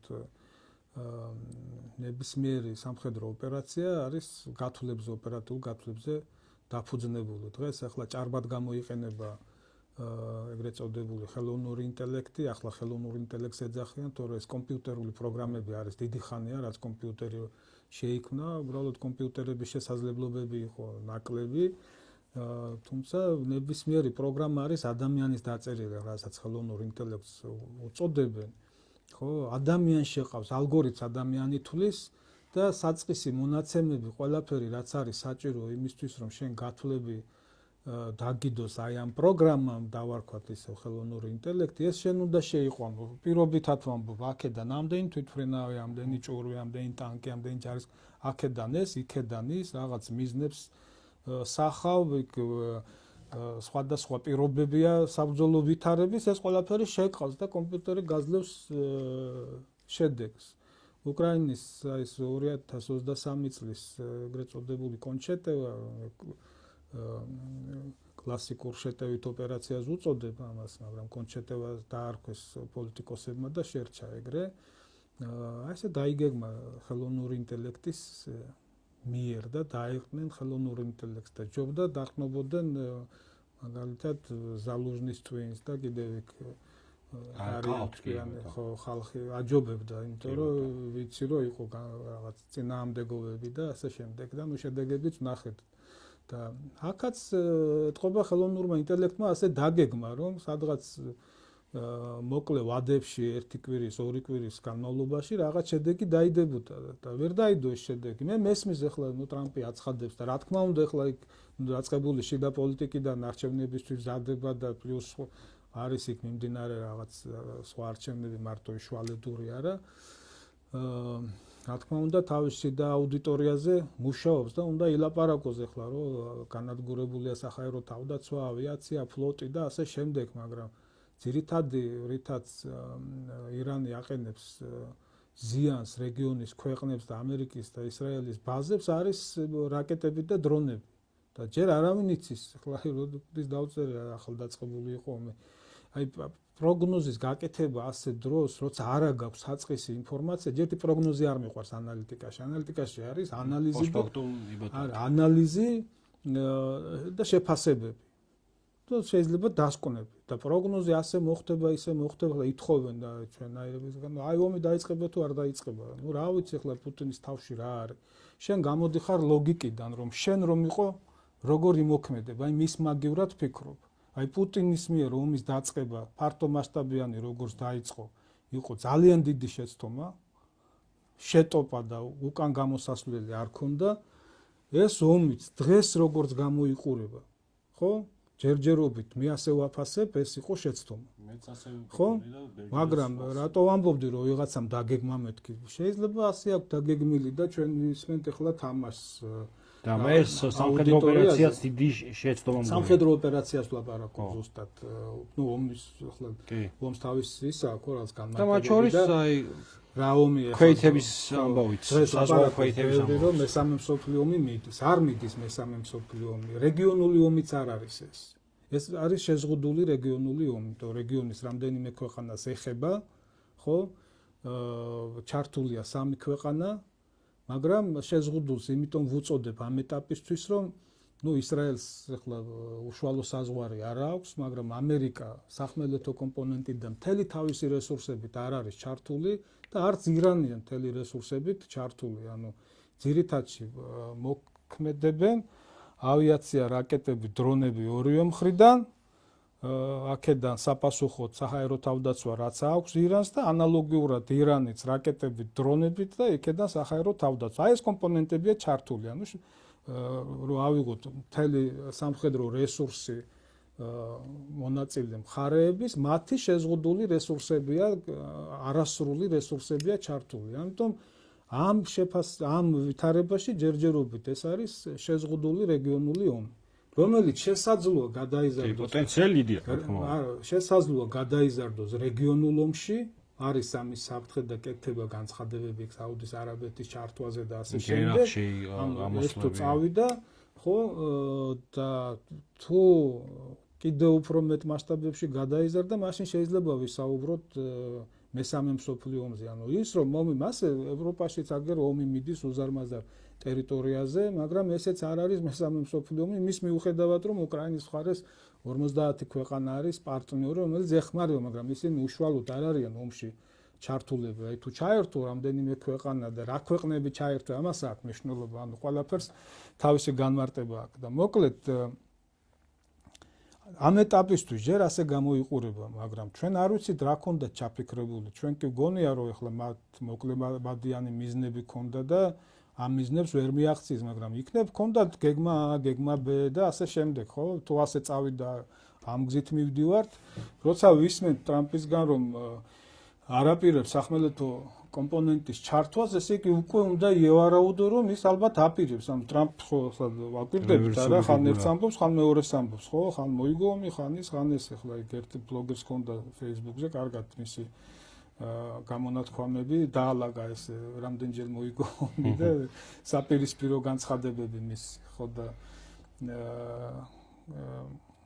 არ ვიცით ჩვენ ეს ყველაფერი, არ ვიცით პოტენციალი ირანის რა დარჩა ავრცელებენ რაღაც მიწისქვეშა გვირაბებს მუდმივად ახლა გუშინ გაავრცელეს საჰაერო თავდაცვის რაკეტების მარაგი. ვიხილეთ აგერ ახალი რაკეტა, რომელზეც რატომღაც ხაზავენ 4000 კილომეტრიან რადიუსს, რომ აი ლონდონამდე ვერ წვდება, მაგრამ აი საფრანგეთს, გერმანიას, პორტუგალიამდე ვერ ჩადის, მაგრამ ესპანეთს ვიწვდება. ხო და რა იციან რომ პორტუგალიამდე არ ჩადის, ანუ დიეგო გარსიას ბაზა ირანიდან არის 4000 კილომეტრზე და ამიტომ მიფრინავდა ეს რაკეტა 4000 კილომეტრ მანძილზე და ნუ ერთი ვერ მიფრინდა ტექნიკური მიზეზებით და მეორე ჩამოაგდეს, ხო? დააზიანეს და რაღაც სხვაგან დაეცა, მაგრამ იქნება 6000 აქვს ის შორი. ესეც კი არ ვიცით. ხვდებით, ანუ ამ ორი რაკეტის გაშვებით სპეციალისტებმა ვერ დაადგინეს, რომ ამ რაკეტას რა მანძილზე შეუძლია გაფრენა. იქნება კონტინენტთაშორისი რაკეტებიც აქვს. ვიცით, არ ვიცით. ანუ ხვალ რა შესთავაზებს. რესურსები, რა თქმა უნდა, გარდა ამისა, ეს რესურსები რითი შეივსება, ეგეც არ ვიცით ჩვენ. ხო და უკან მოთამაშე ძალები. ვიცით ის რომ ეხლა ამ დღეების განმავლობაში არათუ მარაგები გამოჩნდა რო აქვს დიდი, არამედ წარმოებაც არ შეუწყვეტია და როცა საუბრობენ რაღაც გავანადგურეთ, რაღაც გაანადგურეს, რაღაც ვერ გაანადგურეს. ხო? და იმ გვირაბებში ეხლა ნუ მიწის ზემოთ შეიძლება ისრაელი აკონტროლებს დაზვერვა მიწის ეხლა საიდან შედის ეს ხალხი გვირაბში, მაგრამ იმ გვირაბში რას აკეთებს და სანამდე გათხარეს და სათაა ამოსული ვინ იცის და მაგისთანა გვირაბი რამდენია. გაგერ ათეული წლებია ებრძვიან ღაზას სექტორში გვირაბებს და სანამ არ შევიდნენ და მთლიანად ღაზა არ დაანგრიეს, ამ გვირაბებს ვერ უყვეს ვერაფერი, ხო? ეგვიპტეში ჩადიოდნენ და ისრაელში ამოდიოდნენ გვირაბებით და ვინ იცის ახლა ამ თაგორიანი რელიეფი, ძალიან რთული რელიეფია ირანს, მე არ ვიცი. საერთოდ სახმელეთო ოპერაციას მან ჭირდება 100,000-ობით ჯარისკაცი. ახლა რა შეუძლია 500,000 კაცია საუბარი ჯობასა. ახლა ესეც ჩვენ უყურებთ, ერთი რაღაც შენაკი გამოქვეყნდა, შემდეგ მეორე და ნუ ჯამში ახლა ჯერჯერობით მიდის საუბარი 5-დან 7,000-მდე იქნება აქტიური, ხო? და იქნებ კიდევ აპირებენ. ხო, ჩვენ ხო არ ვიცი, შეიძლება ახლა ეს ომი უკვე გათვლილი აქვს, თვეების განმავლობაში გაგრძელდება. და ჩვენ ხო არ გვეტყვიან ამას, რომ თვეები გაგრძელდება ომი. უკრაინის ომზე ხო არავინ ფიქრობდა, რომ მე-5 წელი გაგრძელდებოდა ომი, ხო? სულ ელოდები რაღაცა გონივრული იმას, რომ ხო უნდა დამთავრდეს. სტალინგრადი მოაწყო რუსეთმა მთელ უკრაინაში. სხვათა შორის ბოლო პერიოდში ვაკვირდები ტენდენციას დრონების რაოდენობა უკრაინის მხრიდან იმატა. ხო თუ ეხლა რუსეთი იყო რომ ყოველდღიურად 100-150 დრონი უტევდა და 4 დღეში ერთხელ იყო კომბინირებული მასირებული შეტევა სხვადასხვა ტიპის რაკეტების გამოყენებით დრონებთან ერთად და ეს რაოდენობა სადღაც თითქმის 400-დან 500-მდე მერყეობდა. ახლა რო ვაკვირდები ბოლო კვირეების განმავლობაში ვაგებ ლენინგრადის ანუ სანქტ-პეტერბურგის თავზე ჩამოაგდეს 70 თუ 60 დრონი მარტო და იქ დაზიანებებია ძალიან დიდი ვიდეოები დავდეს ოქსელში ვიბორგის პორტი დააზიანეს და რა ვიცი არის სერიოზული უკრაინის ხდიანაც იმატა და სამშობლოს რუსეთის ხდიანაც იმატა. ხო და ну რუსეთმა რა თქმა უნდა ახლა წარმოება გაზარდა და ეხლა 1000 დრონზე არ იყო საუბარი ბოლო შეტევების დროს. რაკეტების წარმოება ვერ ეწევა რუსეთის ამჟამინდელ წარმოებას მთელი ამ 50 ქვეყნის სამხედრო მრეწველობა, მაგრამ აქ რუსეთისთვის საფრთხე არის ამ ომის დიდხანს გაგრძელება. მე ამ ტენდენციას ვხედავ, იმიტომ რომ კი აქეთ ახლა რუსეთი ისეა მოწყობილი ცენტრალიზებული მართვა და ეს მარტივად გადაეწყო სამხედრო რელსებზე, დასავლეთისთვის ეს საკმაოდ რთულია, მაგრამ როცა ნელ-ნელა ხდება გადაწყობა, საბოლოო ჯამში ეს აიღებს ტემპებს, აგერ რომელი კომპანია იყო საავტომობილო ბრენდი თუ რომელიღაცა სთავაზობდა რაკეტების გამოშვებას, ანუ იქ გადაწყობა ხდება ძალიან სერიოზული სამხედრო რელსებზე ომის მოთხოვნებზე, ანუ როცა პრობლემები ექნება ავტომრეწველობას და სხვადასხვა დარგებს, ну ბიზნესი მეორე სოფლიო ომის დროს, ხო? ხო და ეს თუ ეს მექანიზმი თუ ამოიქოქა, ხო, რუსეთს სერიოზული პრობლემები შეექმნება, მაგრამ მათ უკვე მერე სხვა საფრთხეებია.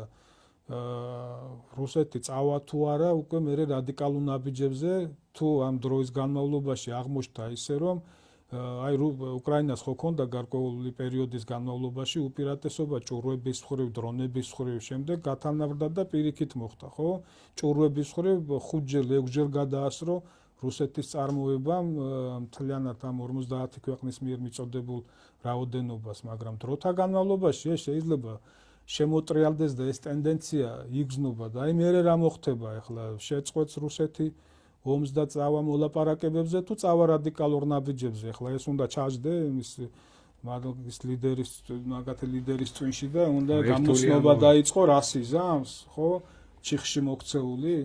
აი ეს ტენდენცია იგივე არის იქაც ახლა საფრთხეები შეტოპვა იოლია ამ ომში და შეევიდა ღრმად ამერიკა ამ ომში. ნახეთ სტატიები ხო და იგივე ამერიკაში რა სტატიები იბეჭდება, რამოდენა კრიტიკა, როგორი ზეწოლა, სხვათა შორის ამ განცხადებებზე ახლა Financial Times-მა და Bloomberg-ამ და სხვებმა დაბეჭდეს და რა თქმა უნდა რუსეთის მედიაც ატრიალებს ტრამპის განცხადებების და ბირჟებზე ვაჭრობის კავშირები ნახავდი ალბათ სანამ ამ განცხადებებს გააკეთებდა 9 მილიარდიანი კონტრაქტები გაფორმდა ბირჟაზე სანამ გააკეთებდა განცხადებებს რომ მოლაპარაკებები თითქოს წარმოებს ირანთან და ფასები წამოვიდა და მთელი ამბები.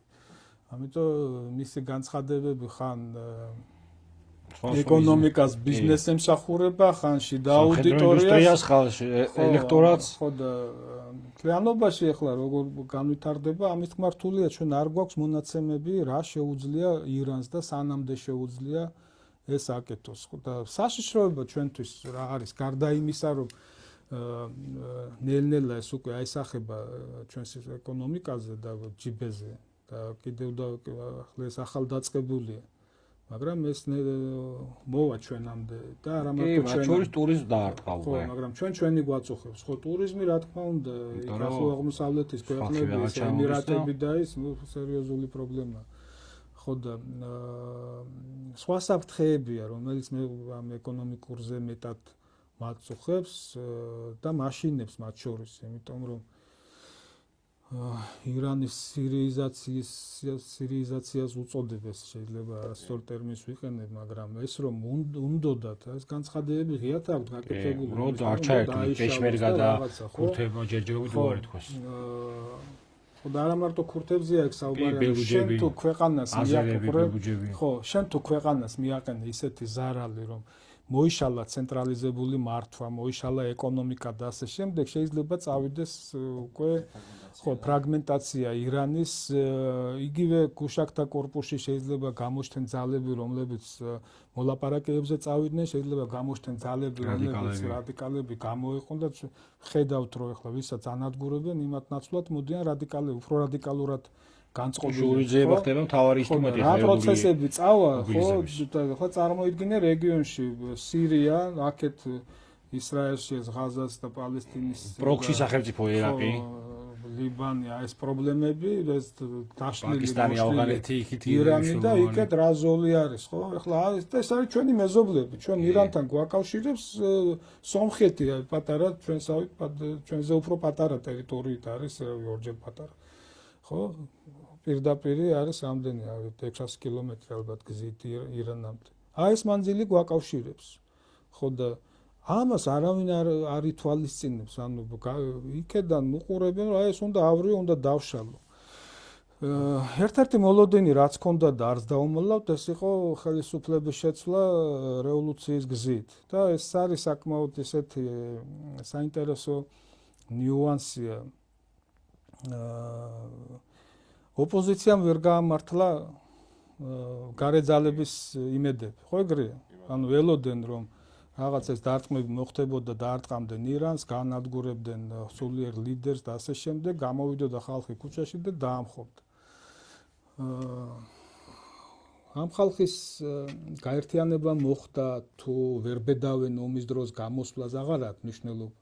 თუმცა ის ნიუანსიც იქნება, რომ იმ ფორმით ჩარევა რა ფორმითაც ხდება, როცა იქ სამომტყოფოებს ხდება, იქ ბავშვები დაიღუპა და ესეთი რაღაცები არის, ნუ რომელიც კვადყოფილი გამოვა იქ საპროტესტო აქციით. აი მე ახლა არ ვიცი, მათ თავებში მე ვერ ჩავიხედავ, ვინც ამას გეგმავს, მაგრამ ნუ ირანი უნდა იცოდე და საერთოდ ნებისმიერი ესეთი ჩვეულებრივ ლოგიკურია. ხო და სოციალში წერდი ახლა ბიჭო მშვიდობიან პერიოდში არ დაინდეს ხალხი. მე არ ვიცი იქ რამდენი დაიხოცა რეალურად. რამდენი დახოცა 12 3000 თუ 30000 თუ 300 არ აქვს მნიშვნელობა ხვდები? მოხდა ისე რომ კონდათ ოპოზიციის იმედები, გამოჩნდა ეს ყოველ შემთხვევაში განცხადებებში, ახლა გულში რა ქონდათ არ ვიცი, მაგრამ ამ განცხადებებს აკეთებდნენ. როცა დაიწყეს ირანის დაბომბვა, რომ მიდით აიღეთ ხელში ძალაუფლება, ყველაფერი თქვენს ხელშია, ჩვენ თქვენს გვერდით ვართ. ხო და მშვიდობიან პერიოდში აქციები უმკაცრესად ჩაახშეს, უმკაცრესად, ხო? მცხედრები ვიხილეთ რაღაც რაოდენობა. კიდევ ამბობ, ვიმეორებ, 300 იყო თუ 30000, არ აქვს მნიშვნელობა, ხო? მოხდა ჩახშობა მშვიდობიან პერიოდში. ომის დროს რას უზამენ? საპროტესტო აქციას, როცა სახელმწიფო არის ომში. და არის ხელისუფლება, რომელიც ვინც როგორც არ უნდა ჩათვალოს, ეს ხელისუფლება აკონტროლებს დღეს ირანს. გინდა ლეგიტიმურად ჩათვალე, გინდა დიქტატორად რაც გინდა ის უწოდე იმ ხელისუფლებას. თან არც ხადაჭერა გიქნება საზოგადოებაში, ომია. შეგვეყანაში ამას გამოდიხარ და ამ ხელისუფლება აკონტროლებს სახელმწიფოს.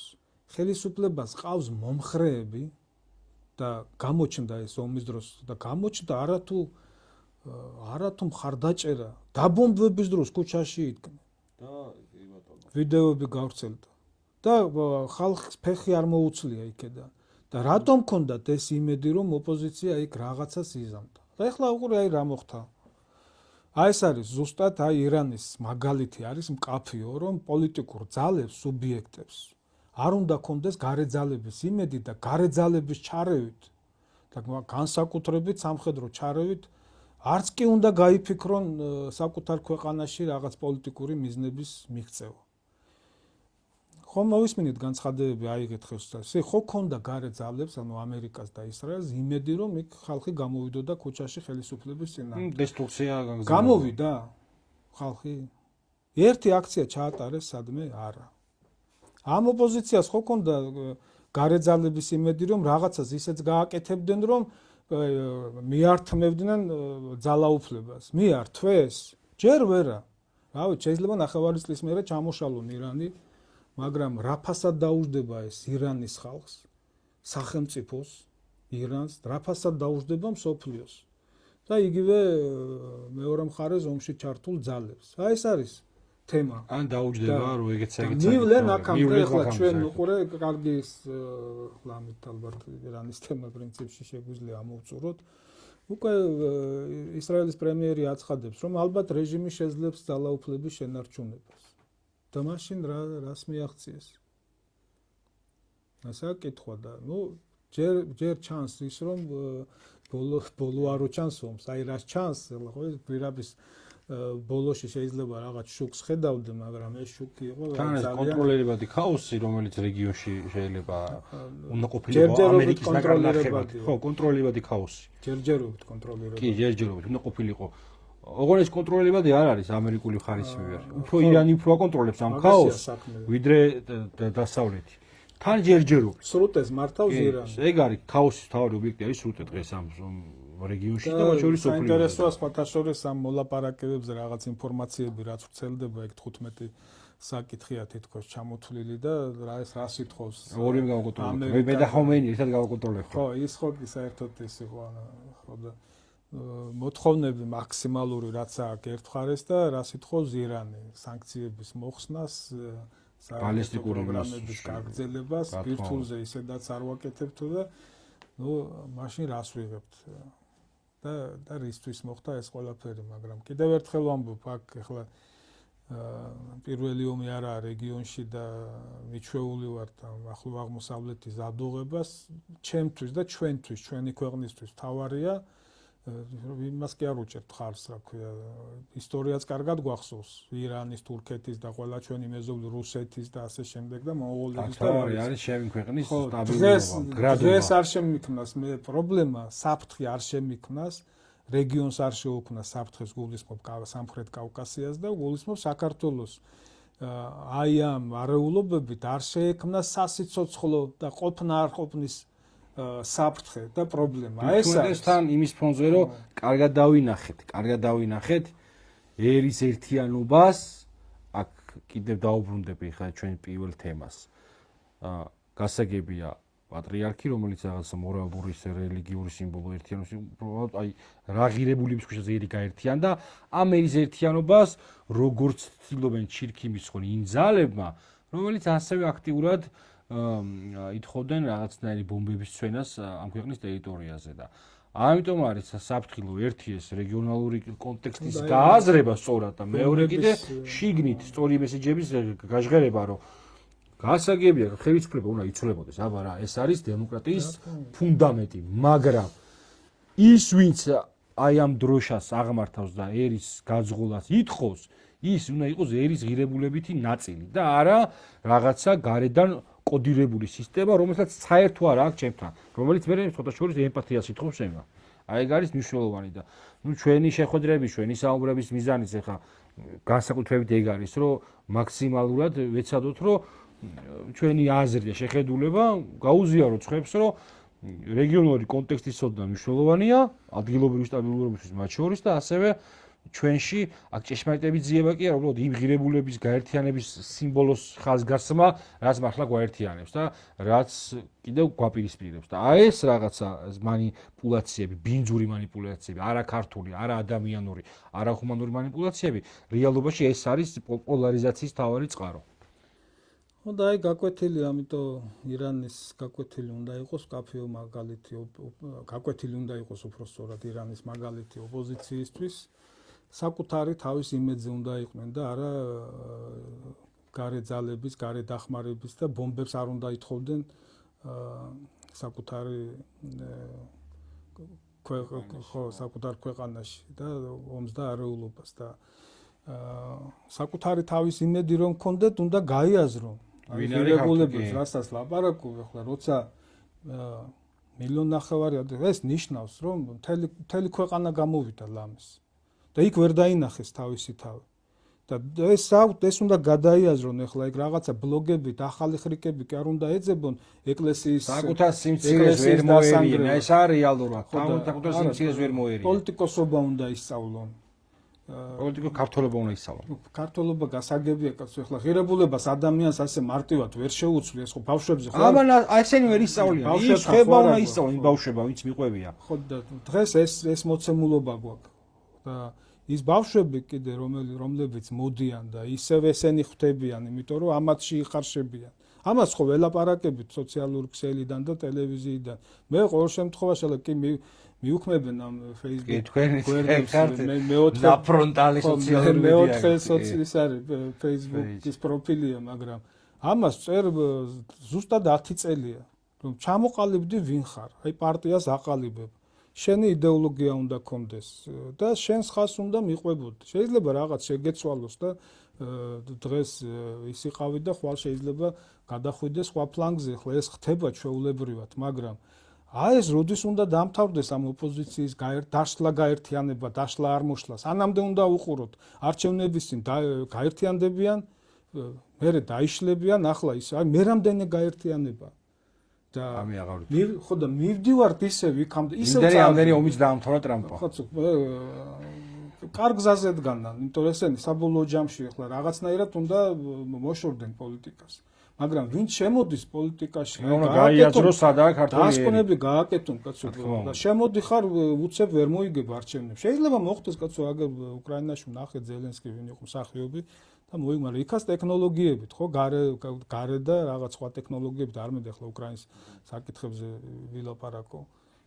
მათი პრობლემაა, მაგრამ აქ შიგნით ერის წიაღში უნდა დაიბადოს ნორმალური ჯანსაღი პოლიტიკური ძალა და უნდა დაინახოს სადაა ერის ნაწილი, თუნდაც პრაგმატულად გათვალო. შეიძლება შენ ახლა არ იყო მორწმუნე, არ იყო რაღაცა ეს ტრადიციული ქართული შეიძლება არ მოგწონდეს, მაგრამ ხო უნდა მიხვდე იმას, რომ თუ გინდა საქართველოში პოლიტიკაში წარმატებას მიაღწიო, პრაგმატულად უნდა იაზროვნო და რაღაც სწორი ნიშა უნდა მონახო. შეიძლება არ მოგწონდეს ეს. ნუ მაგას მე ხალხი გადაწყვეტს, შენ რამდენად გულწრფელი ხარ, ხო, მაგრამ ბოჯო როცა თავზე ახვევ მთელი ეს გაერთიანება რაც არის ახლა ოპოზიციური ალიანსი დაარქვეს თავის თავს სახელების მოგონებაში მაგრები არიან და ამათი გარე პატრონები. ხო, ნუ ხო უნდა მიხვდნენ, აი ხალხი ახლა ვინც დაინახეს, აი ამათი ღირებულებები ესა. პარტიები ნებისმიერი, ხო, რაზე ეწყობა? არის ღირებულებები, არის რაღაც ეკონომიკური მოდელები, რომელიც ამა თუ იმ პარტიას მოწონს და ასე შემდეგ, ანუ რაღაცაზე დგება, ხო? ეხლა ადამიანისთვის შეიძლება რაღაც ეკონომიკური მოდელი ერთი ან მეორე მისაღები იყოს ან მიუღებელი, მაგრამ აქვს რაღაცა ქართველია, მართლმადიდებელია და აქვს რაღაცა თავისი ღერძი ღირებულებების და პარტიებს რო აყალიბებთ, რაღაცა ხო უნდა ბაზრი შესწავლა, ბაზარი ხო უნდა შეისწავლო, ხო, ვისთან გაქვს, საქართველებთან გაქვს და არ გიღებენ, ხო ხედავ რამდენი საპარლამენტო წააგეს, რამდენი საპრეზიდენტო, რამდენი ადგილობრივი, ხო, 10 არჩევნები აქვს წააგებული 11. ხო, უნდა მიხვდე, რომ არ გიღებს ეს ორგანიზმი და შენში უნდა მონახო. და ესენი ცდილობენ ეს ორგანიზმი დააზიანონ და ესე იგი 2 მილიონი ადამიანი, ხო, უნდათ მოირგონ თავის თავზე და არ გამოვა ეს. ჩვენ ვისურვოთ, რომ ეროვნულ წიაღში დაიბადება მე ამას ვისურვებ ყოველთვის, რომ მადლობა, თავარი შეიგარეთ. დავამთავრებ, რომ აი ესეთი ოპოზიცია ბევრჯერ მაქვს დაწერილი. სახელმწიფო უსაფრთხოების ერთ-ერთი პრობლემაა სუსტი ოპოზიცია. ძალიან სერიოზული თემაა ეს. ეს არის სუსტი, უუნარო ოპოზიცია, რომელსაც არ შესწევს უნარი პოლიტიკური მეთოდებით მოვიდეს ხელისუფლებაში. ხედავს დესტრუქციას. და ხელისუფლებას ვერ უწევს ჯანსაღ კონკურენციას, რაც აბდუნებს ხელისუფლებას და საბოლოო ჯამში ზიანდებით ჩვენ მოსახლეობა მთლიანობაში ამომრჩეველი და ნუ ვისურვებთ, რომ იქნებ გამოსწორდეს აი ამ ჯანსაღ ორგანიზმში უნდა ოპოზიციური ფლანგი გამოსვეს კი არა, უბრალოდ აი ეს ღირებულება ჯანსაღი ხალხი ეს ღირებულება იყოს ჯანსაღი ხალხი შემოვიდეს თავარი პოზიციონირების და ესე იგი მემარცხენე იქნება მემარჯვენე რაღაცა ეკონომიკაში ეს საინტერესოა რა თქმა უნდა. მადლობა უბრალობისათვის და გისურვებთ წარმატებას თქვენ და ჩვენს ერთს მათ შორის.